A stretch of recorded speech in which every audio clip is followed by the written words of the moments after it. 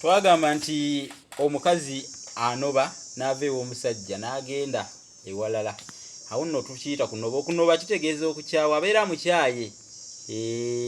N'agenda n'ayita ku kyalo Kapaalo. Omanye ekyalo ky'omukazi anobye tukiyita Kapaalo. Asiba omugugu ogw'amangu mangu nga n'ebintu byonna bisagala. Kyava bakiyita ekitwalotwalo. Ekitwalotwalo kyekyo ekigugu omukyala anobye kyaba asibye kyagenda nakyo ng'ava mu ddya ewabba. Bagamba nti ekyalo ky'omukazi anoba kiyitibwa Kapaalo.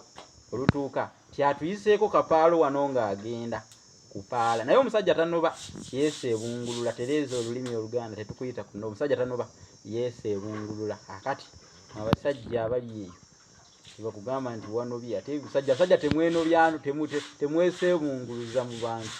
Mujja kubanga muggwamu ekitiibwa. Twagala abasajja beesebungulula. Obuvunaanyizibwa tojja kubudduka. Tojja kumala kubanga toyinza kudduka buvunaanyizibwa buli wamu buba bukunoonya. Nammwe abakazi nammwe temwenobyanobya. Onoba ki? Ozadde baana 4 5 mu maka gaani agenda okubalabirira. Onoba ki? Tonoba.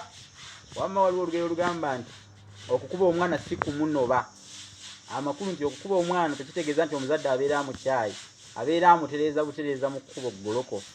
Temutya kukuba baana miggo mu bagunjule kubanga ne Bayibuli yayogera n'egamba nti suula omuggo oyonoona omwana. Otegedde kati ebigambo bye njogedde nga bingi. Eka Katunda mukalabyako. Kano Katunda kaako wano kaabala.